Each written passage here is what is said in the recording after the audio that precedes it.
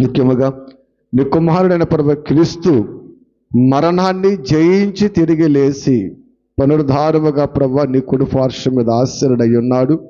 అటు పర్వదినముగా ఈరోజు యావత్ ప్రపంచము జరుపుకొనుచుండగా నాయనా, ఈ పర్వదినములో ప్రభు మేము తండ్రి నీ మాటలు విని జరగవలసిన సమస్త కార్యక్రమాలలో మేమును పాలిభాగస్సులడానికి నీ కృపతో నింపి నడిపించమని క్రీస్తు వారు పెరట ప్రార్థన అడిగి వేడుకొనుచున్నాము తండ్రి, ఆమేన్. ప్రభునందు ప్రియమైన దేవుని బిడ్డలుగా, మరి రోజు యేసుక్రీస్తు వారు సర్వ మానవాళి కొరకు ఎన్నో శ్రమలను, నిందలను, బాధలను, వేదలను భరించి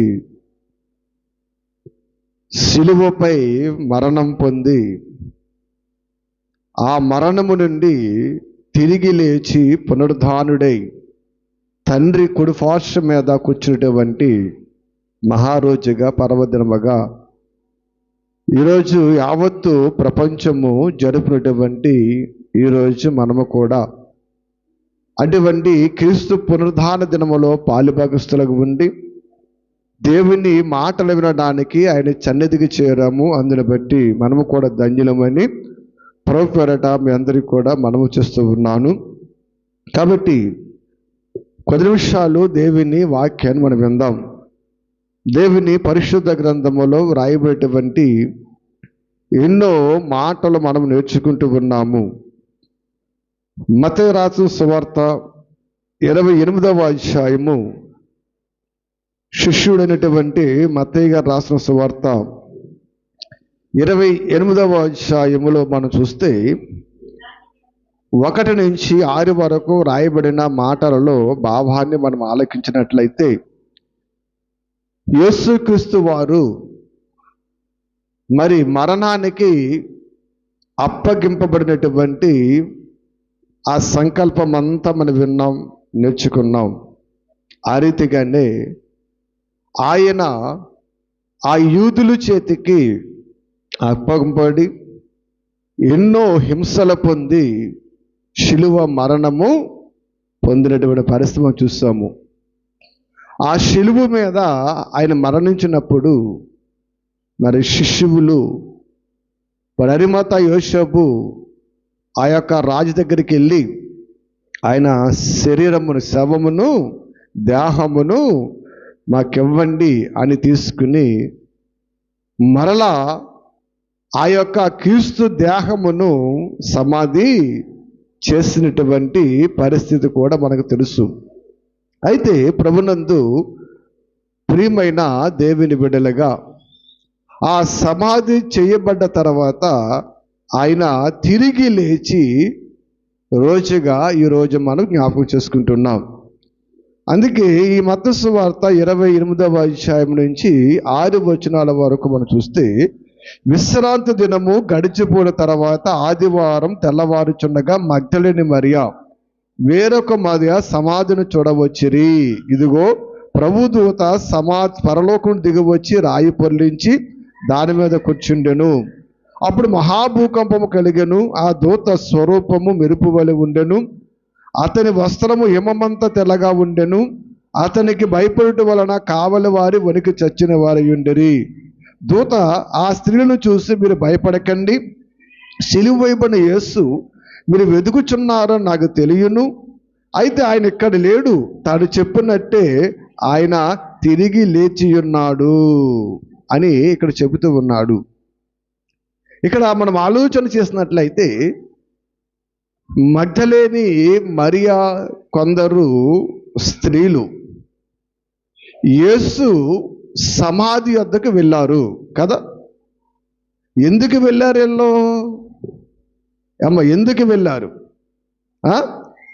తెల్లారుజామున మనం కూడా వెళ్ళాం కదా, మనం ఎందుకు వెళ్ళాం? వాళ్ళు ఎందుకు వెళ్ళారు, మనం ఎందుకు వెళ్ళాం? వాళ్ళు ఎందుకు వెళ్ళారంటే, యేసుక్రీస్తు తిరిగి లేస్తాడని వెళ్ళలేదు వాళ్ళండి. ఎందుకని తెలుసండి? సుగంధ ద్రవ్యములను పూయవలనని వెళ్ళారంట వాళ్ళు. ఎందుకంటమ్మా? సుగంధ ద్రవ్యములు.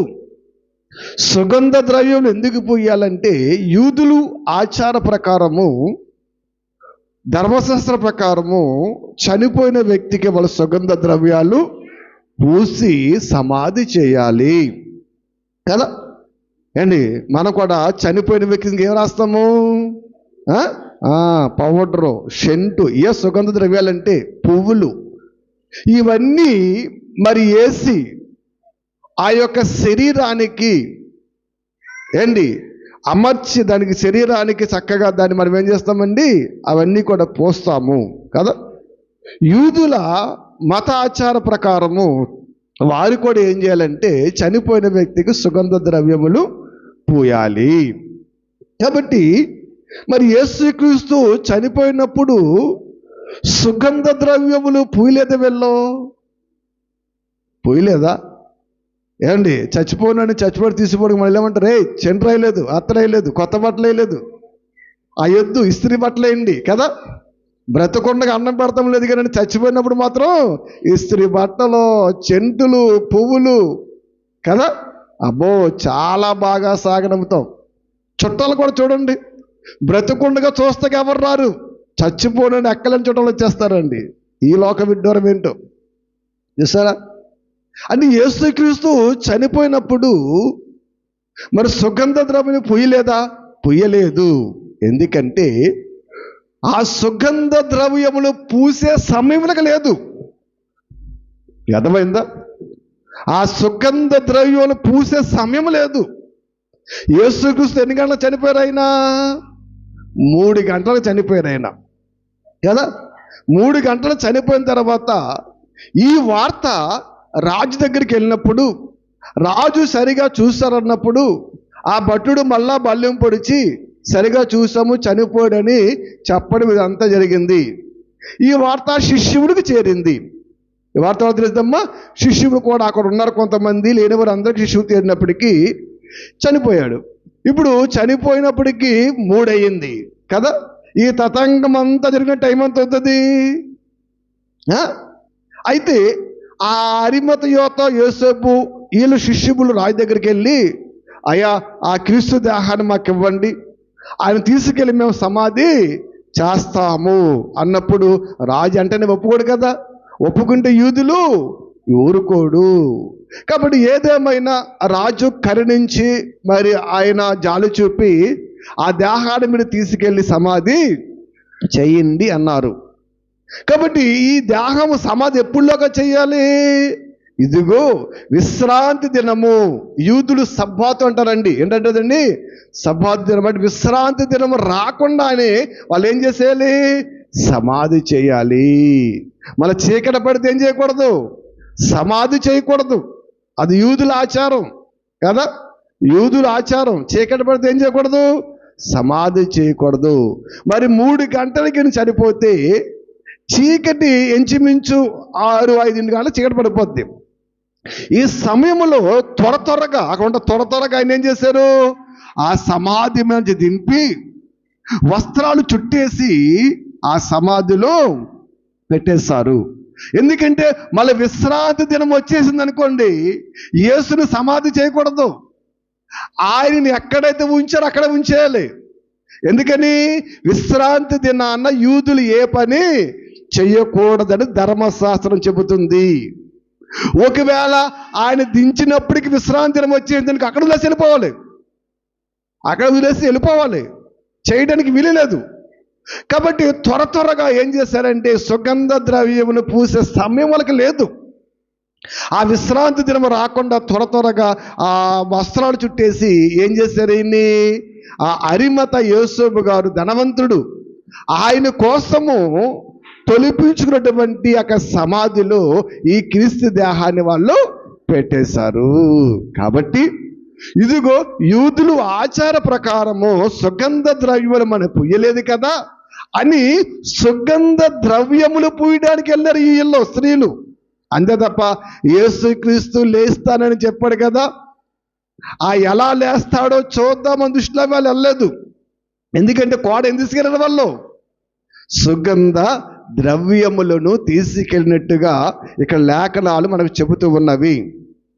కాబట్టి ఇక్కడ మనం ఆలోచన చేసినట్లయితే యేసుక్రీస్తు వారు ఆ యొక్క సమాధి నుంచి తిరిగి లేచినప్పుడు కదా, అక్కడ చాలా భయంకరమైన పరిణామాలు జరిగినవి. మనం చాలాసార్లు వీటిని వివరించుకుంటున్నాం. ఎందుకంటే అక్కడ ఆ దూతలు వచ్చి ఆ రాయ పొర్లించినప్పుడు మహా భూకంపము కలిగినట్లుగా అక్కడ గ్రంథకర్త మత్తయి గారు రాస్తూ ఉన్నారు. ఆ భయానికి తట్టుకోలేక ఆ కావలి వారు కూడా ఏమైపోయారు, వీళ్ళు చచ్చిన వాళ్ళే మూర్చబోయి పడిపోయారండి. అయితే పడిపోతే యేసుక్రీస్తు వారు అక్కడ లేరు. ఆయన లేచి వచ్చేస్తాడు. అయితే ఈ స్త్రీలు వెళ్ళి అక్కడ వెతుకుతున్నప్పుడు దేవదూతలు చెబుతున్నా, ఎందుకని మీరు ఎవరిని వెతుకుతున్నారని దేవదూతలు తెలుసంట, సిలువ వేసిన యేసుని వెతుకుతున్నారని మీరు నాకు తెలుసు. ఆయన ఇక్కడ లేడు, లేచాడు. మీరు త్వరగా గలయలకు వెళ్ళండి, ఆయన అక్కడ ప్రత్యక్షమవుతాడు, అక్కడైనా కనబడతాడు, మీరు అక్కడికి వెళ్ళిపోండి అని దూతలు చెబుతున్నటువంటి సందర్భం మనకు తెలుసు. కాబట్టి యేసుక్రీస్తు వారు చనిపోకముందు, ఆయన బ్రతుకున్నప్పుడు మత్తయి కానీ, మార్కు కానీ, లూకా కానీ ఈ 3 సువార్తలలో ఎక్కువగా, అలా యోహాను ఎక్కువగా ఏం చెప్పాడు ఆయన, ఇదిగో నేను చనిపోయి తిరిగి 3వ రోజున లేస్తాను అని చాలా సందర్భాలు చెప్పాడు కదా. ఒకసారి మత్తయి సువార్త మనం చూద్దాం. ఒకసారి మత్తయి సువార్త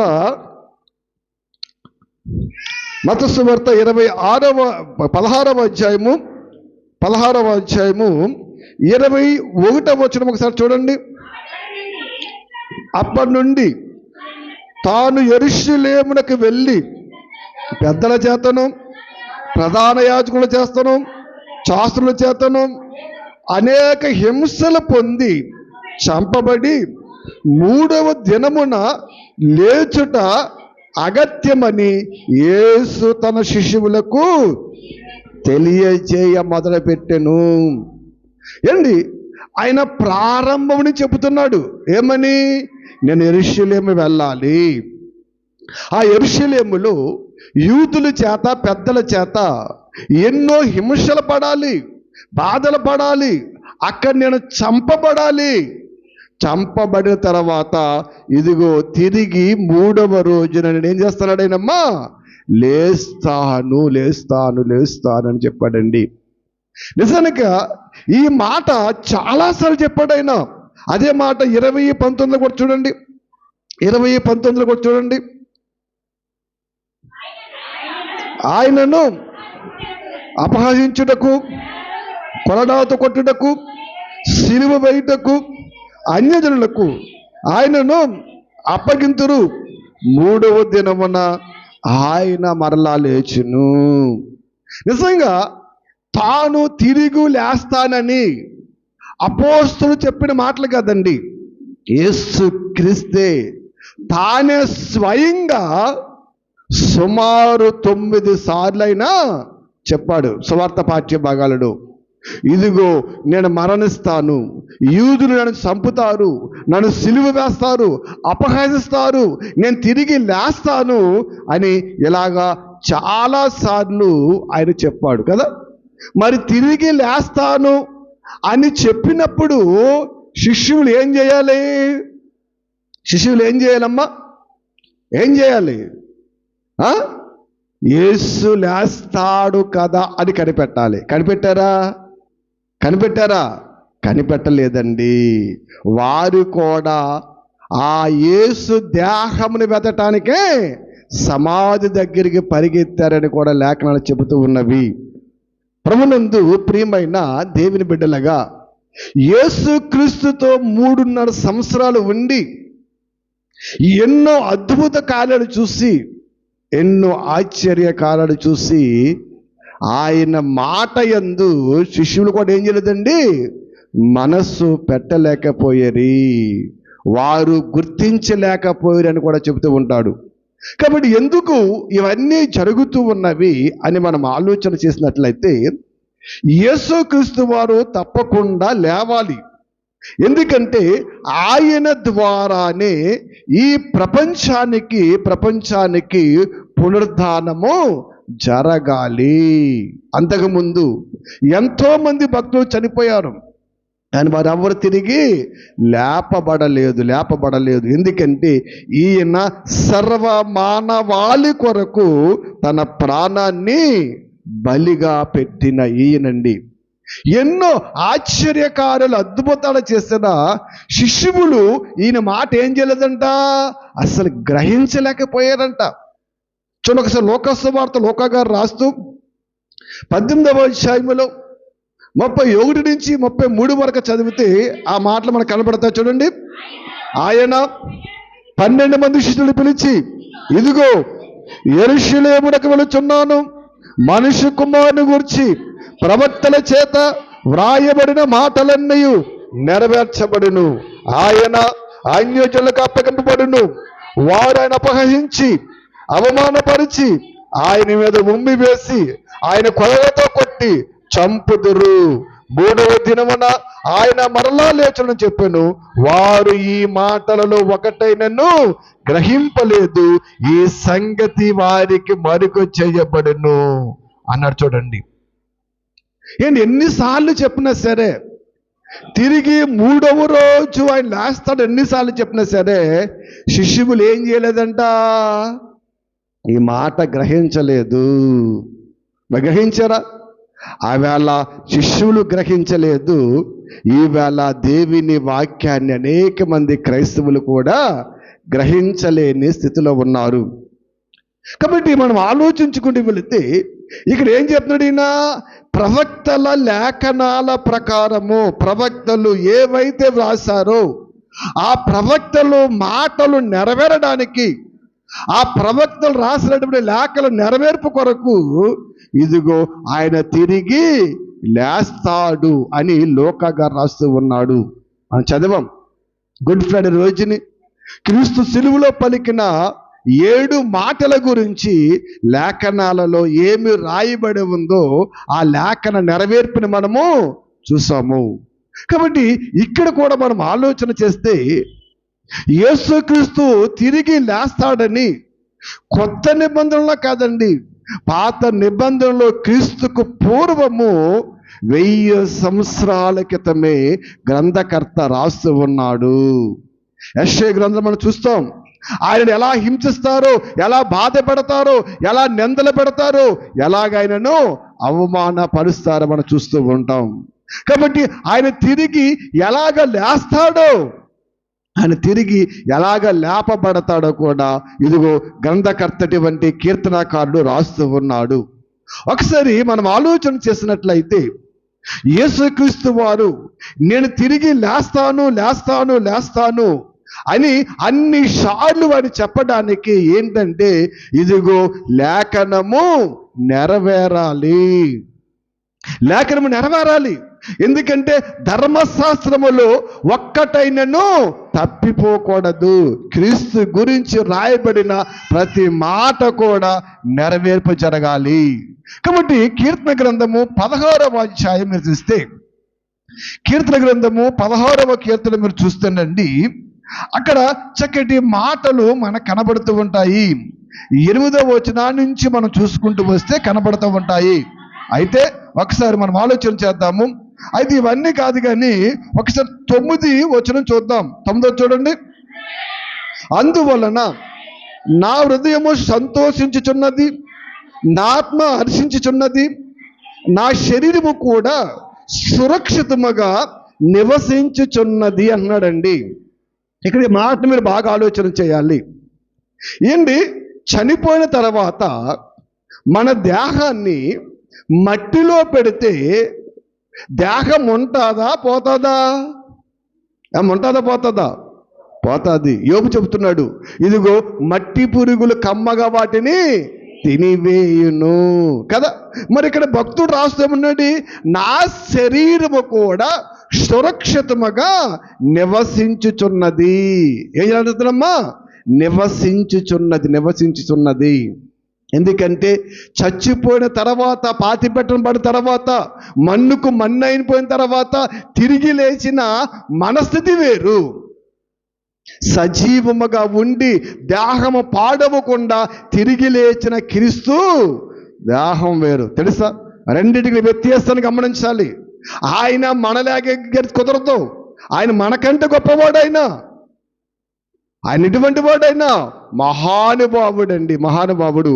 కాబట్టి ఇక్కడ మనం ఆలోచన చేసినట్లయితే ఆ 10వ వచనం చూడండి. ఎందుకనగా ఇక్కడ చెప్తున్నాడు, నా శరీరము సురక్షితముగా నివసిస్తుంది. ఎందుకంటే నీవు నా ఆత్మను పాతాళమును విడిచిపెట్టవు, నీ పరిశుద్ధిని కుళ్ళు పట్టనివ్వు, జీవ మార్గము నాకు తెలియజేస్తాడు. చూడండి ఇక్కడ మరి 10వ వచనం మనం చూస్తే అంటాడైనా, ఎందుకనగా నా ఆత్మను ఎక్కడ విడిచిపెట్టవు? పాతాళములు విడిచిపెట్టవు, నీ పరిశుద్ధిని ఏం పట్టనివ్వు? కుళ్ళు పట్టనివ్వు అంటున్నాడండి. ఈ లేఖనము, ఈ మాట ఎవరి గురించి రాయబడింది? ఎందుకంటే ఇవాళకి చాలా మంది అంటారు, లేదు ఇది దావీదు గారి లేఖనం అంటాడు. మీరు కీర్తన గ్రంథం చదివినప్పుడు చాలా జాగ్రత్త చదవాలి. ఎందుకంటే కీర్తన గ్రంథములో చాలా లేఖనాలు ప్రభువైన యేసుక్రీస్తుని సూచిస్తూ ఉంటాయి. వాక్యాలు చాలా జాగ్రత్తగా ఆలోచించాలి. ఎందుకంటే ఇక్కడ చూడండి, నీ పరిశుద్ధిని కుళ్ళు పట్టనివ్వు అన్నాడు. చూడండి, ఎందుకనగా ఆయన ఆత్మను పాతాళంలో నీవు విడిచిపెట్టవు, నీ పరిశుద్ధిని కుళ్ళు పట్టనివ్వు అంటున్నాడండి కదా. ఒకవేళ ఇది దావీదు గారి గురించే మనం అనుకున్నాం అనుకోండి కదా, ఇది దావీదు గారి గురించి మనం అనుకున్నాం అనుకోండి, పౌలు గారు చెబుతున్న మాటలు, లోకా గారు రాస్తున్నటువంటి మాటలు అపోస్తలుల కార్యాల్లో ఒక చక్కటి మాటను లోకా గారు రాస్తూ ఉన్న. చూడండి 2వ అధ్యాయము 27వ వచనాన్ని ఒకసారి చూడండి. అమ్మా, నీవు నా ఆత్మను పాతాళములో విడువడలేదనియు, నీ పరిశుద్ధిని కుళ్ళిపట్టనివ్వలేదని.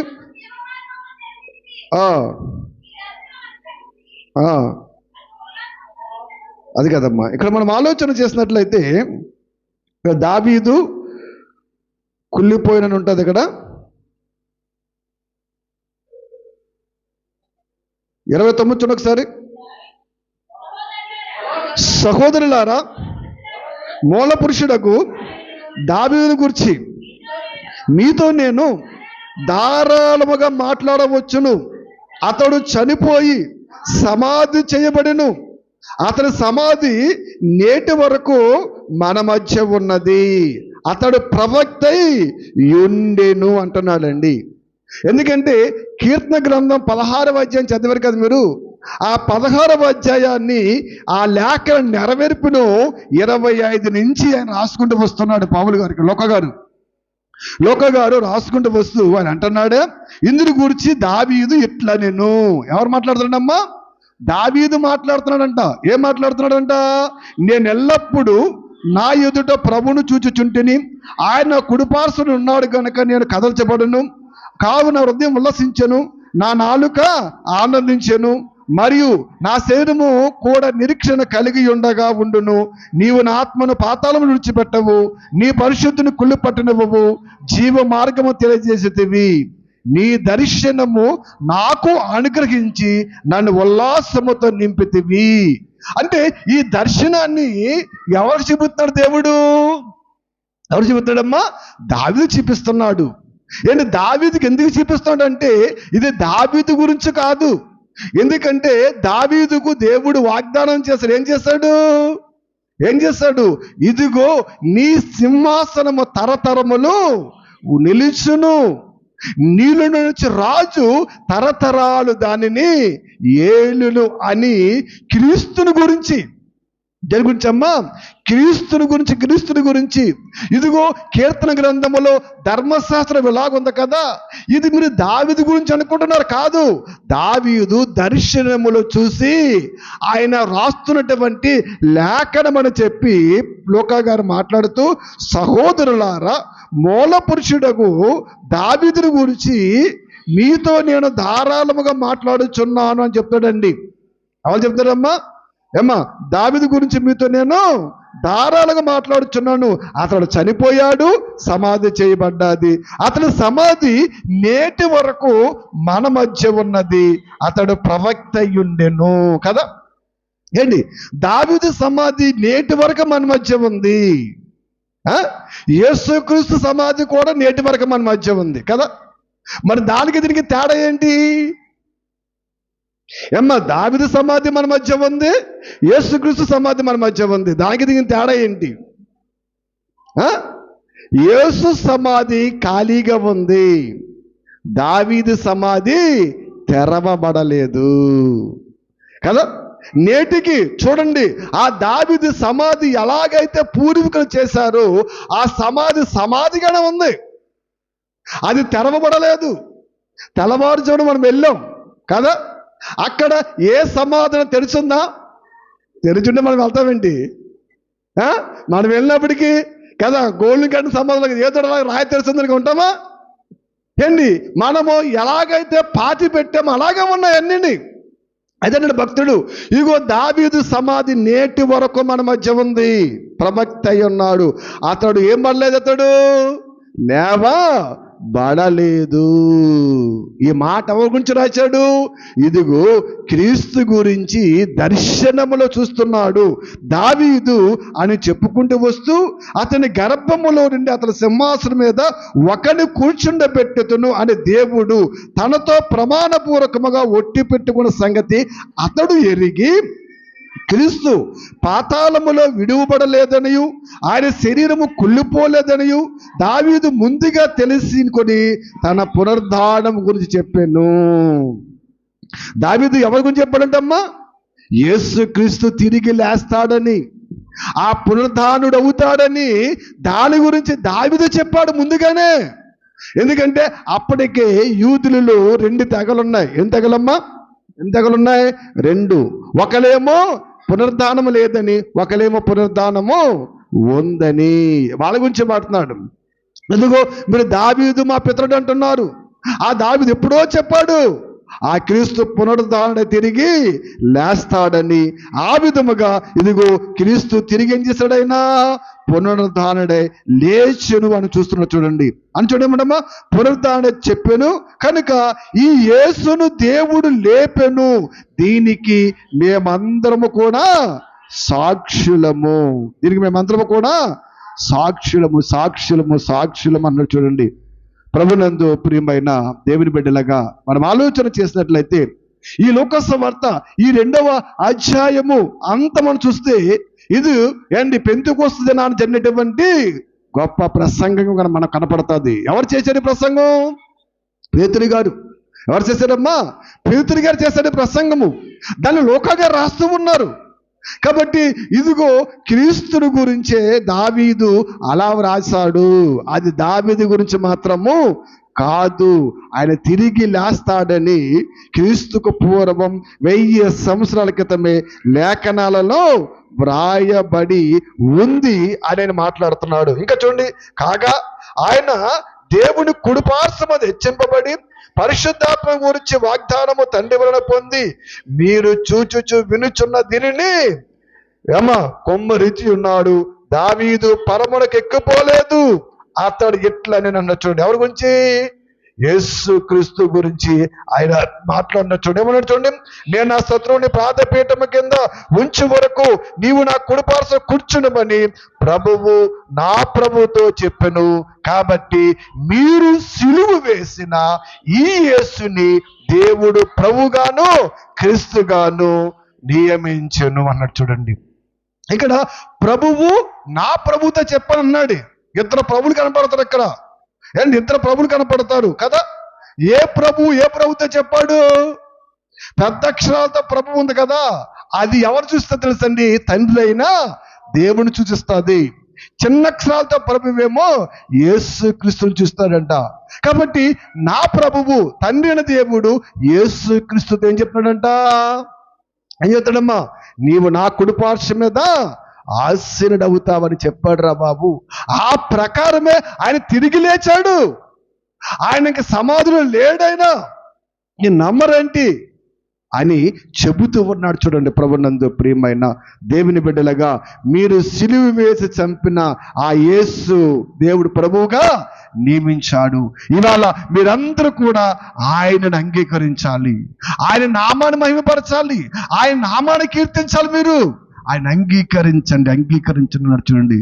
ఇవాళ మనమే కదండి, యావత్ ప్రపంచములో అనేక దేశాలు, అనేక సంఘాలు ఇవాళ తెల్లవారుజామున ఇదిగో యేసు తిరిగి లేచాడు అని ఆయన పునరుద్ధానాన్ని చాటుకుంటూ తిరిగారు కదా.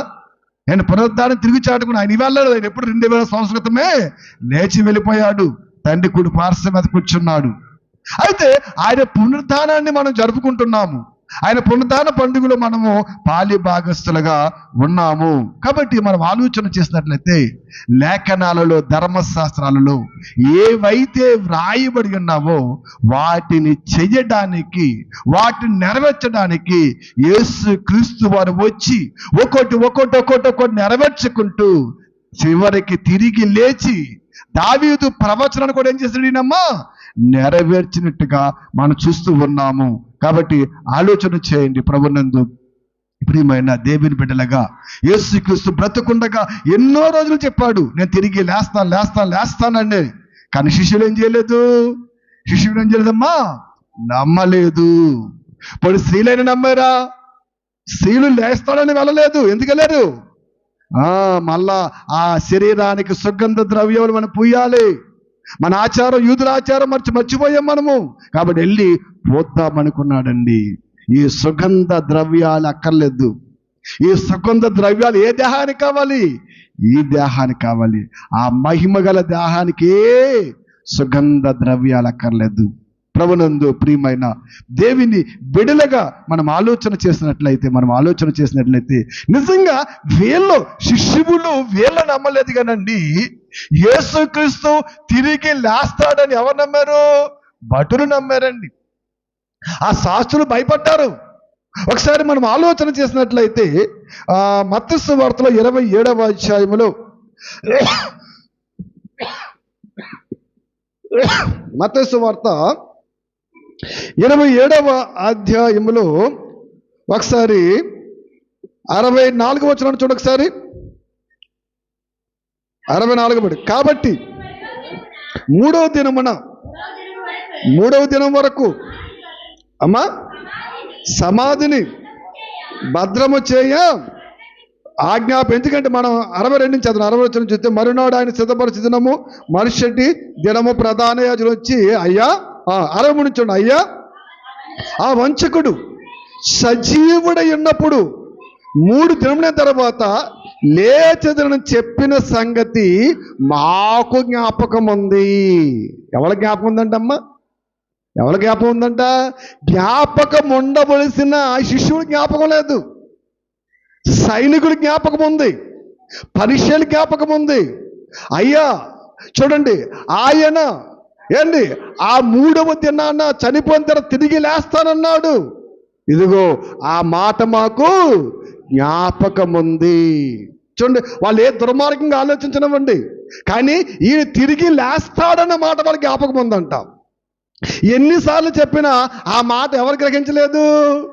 శిష్యులు గ్రహించలేదు అని లోకసువార్తలో లోకా గారు చక్కగా రాస్తూ ఉన్నాడండి. కాబట్టి ఇక్కడేమన్నాడు? తిరిగి లేస్తారన్నాడు. కాబట్టి ఇదిగో 3వ దినమున సమాధిని ఏం చేయాలి? మనము భద్రము చేసేయాలి. ఆయన దాన్ని కట్టుదిట్టం చేసేయాలి. మనము దాన్ని చాలా భద్రంగా పెట్టేయాలి. ఒకవేళ శిష్యులు ఎత్తుకుపోయి లేచాడంటారేమో అని వాళ్ళు అంటున్నారండి. అంటున్నారు. చూడండి ఇక్కడ మనం ఆలోచన చేసినట్లయితే లేస్తానని చెప్పాడు. కాబట్టి మనం ఏం చేయాలి? ఇప్పుడు సమాధిని భద్రము చేయాలి అనగానే రాజు ఏం చేస్తాడు? ఇద్దరి భటులే కాదు, యూదులతో అన్నాడు, ఇదిగో మీరు కూడా వెళ్ళి. చూడండి ఎక్కడ మధ్య అని చూడండి 65 చూడండి. అందుకు పిలాతు, కావలి ఉన్నవారు గదా, మీరు కూడా వెళ్ళి చేతనైనంత మట్టుకు సమాధిని భద్రము చేయండి అని వారితో చెప్పాను. వారు వెళ్ళి కావలి వారిని కూడా ఉంచిరి, రాతికి ముద్ర వేసి సమాధిని భద్రం చేశాడు. పిలాతు దగ్గర రాగానే పిలాతు ఏమన్నాడు? ఇదిగో నిజమే కదా, సర్లే అయితే మీరు కూడా కావలి వారితో కూడా మీరు కూడా వెళ్ళి మీకెంత చేతనైతే అంత చేతనైతే మటుకు ఆ సమాధిని భద్రము చేయమన్నారండి. నిజంగా ఎంత భద్రం చేయ తెలుసండి, ఆ సమాధికి మూసిన రాయి అంటండి కొన్ని టన్నులు బరువు అంటండి. ఇప్పుడైతే మనం దాన్ని లేపలేము. పూర్వకాలం మనుషులు బలవంతులు కాబట్టి దాన్ని లేపారు వాళ్ళు. ఇప్పుడు దానికి పొక్లేని కావాలి, క్రేన్ కావాలండి. అంతటి బరువైన బలమైన రాతిని సమాధికి ఏం చేశారు వాళ్ళు? మూసేశారు. అది ఒకడి వల్ల ఇద్దరు వల్ల అయ్యే పని కాదు.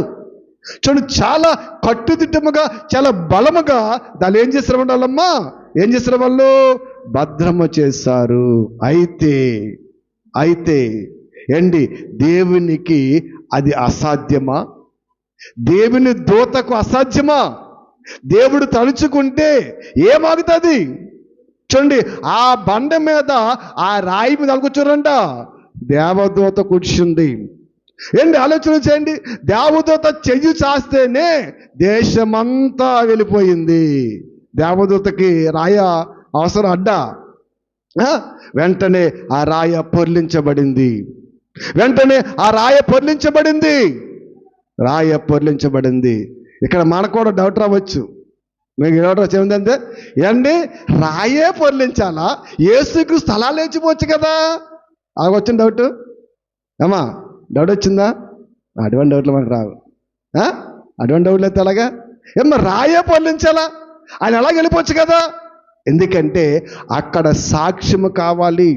రాయ పొర్లించబడక్కర్లేదు. రాయనికి లెక్క కాదు, ఆ రాత్రిలో నుంచి వచ్చేస్తాడు బయటకేనండి.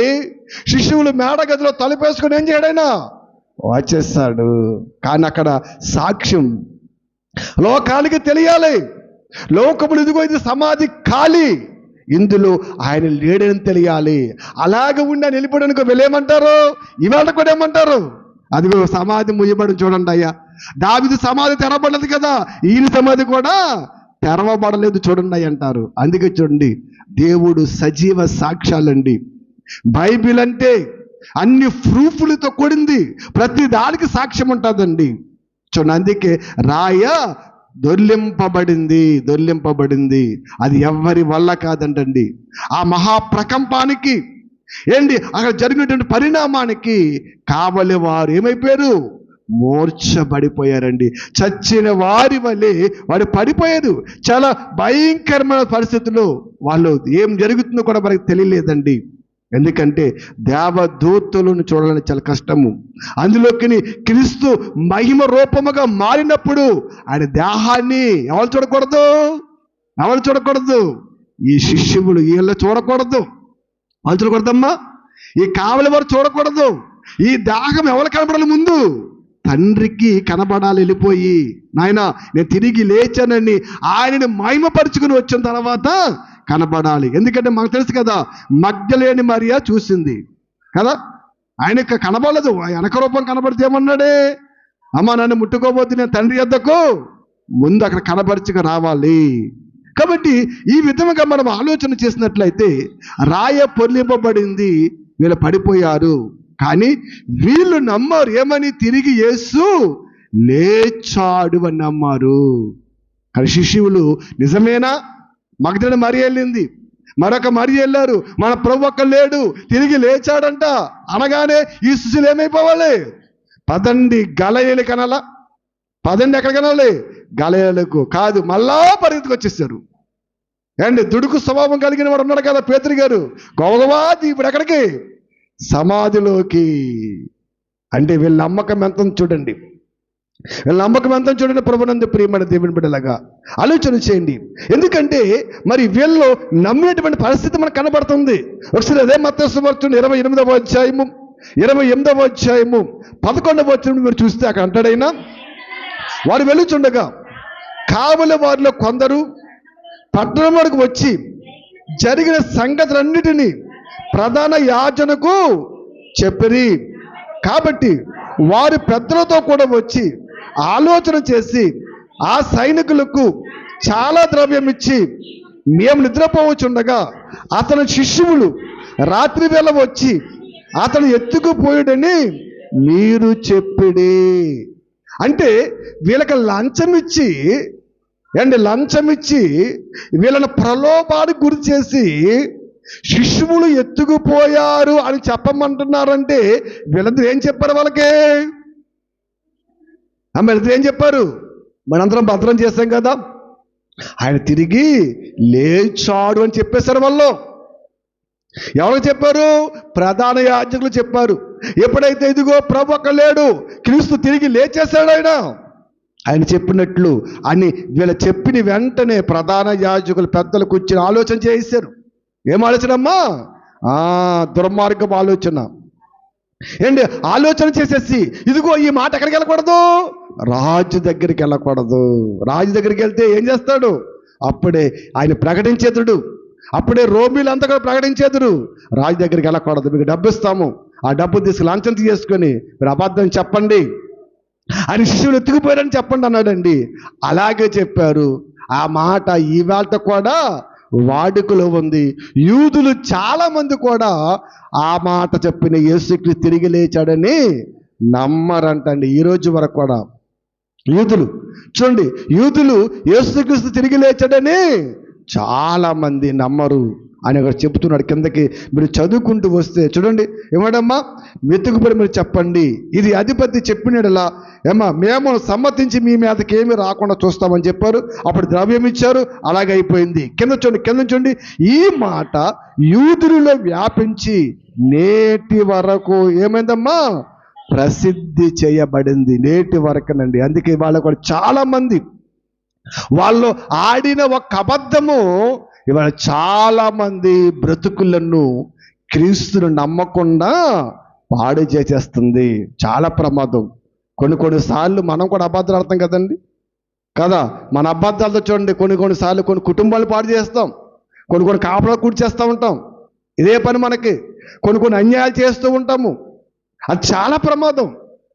సజీవుడే ఆయన తిరిగి లేచాడంటే ఒక్క అబద్ధము ఎన్ని సంవత్సరాల నుంచి ఎంతమందిని నరకాన్ని నడిపించేస్తుంది చూసండి.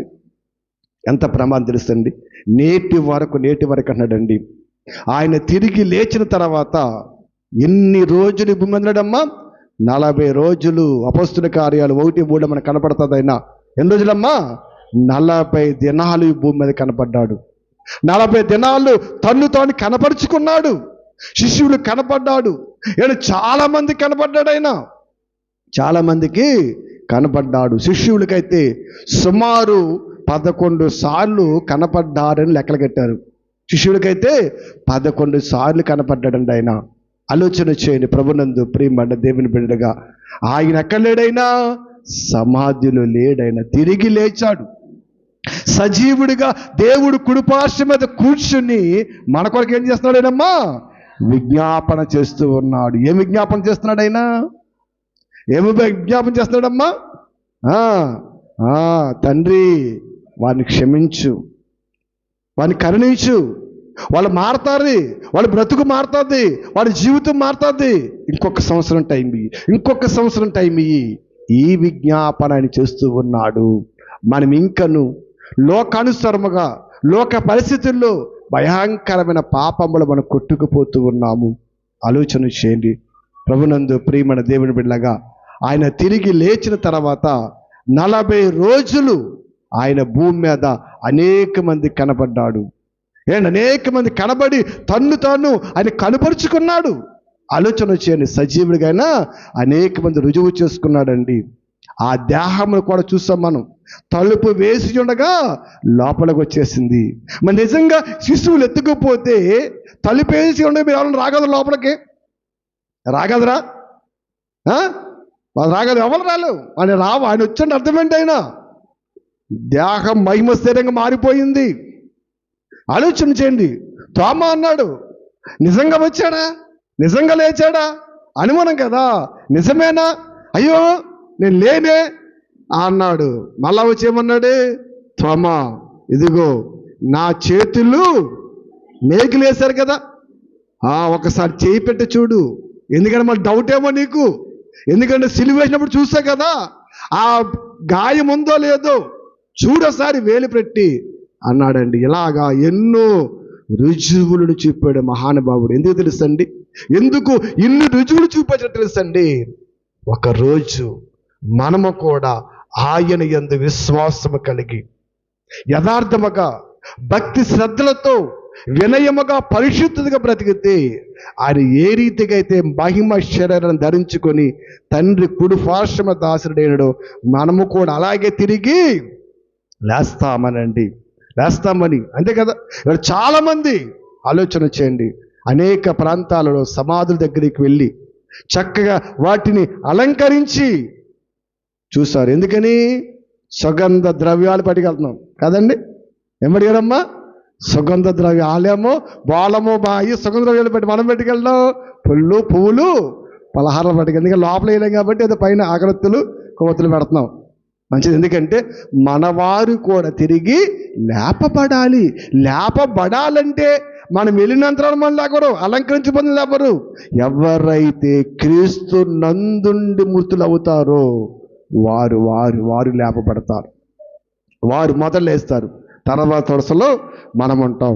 ఆ వరుసలో మనం ఉండాలంటే ఈ లోకములు క్రీస్తుని మనస్ఫూర్తిగా అంగీకరించి ఆయన కొరకు నిందలైనా బాధలైనా శ్రమైనా కష్టమైనా వేదనైనా ఏదైనా సరే భరించుకుంటూ మీ జీవితాన్ని కొనసాగించేయండి. ఎందుకంటే ఈ లోకము శాశ్వతం కాదు.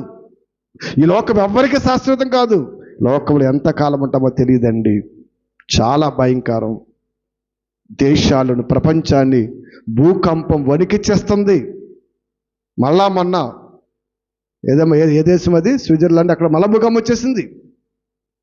ఏంటి ఒకటి కాదు, ఆల్రెడీ మన ఉత్తర భారతదేశంలో కూడా భూకంపం వచ్చిందంటండి.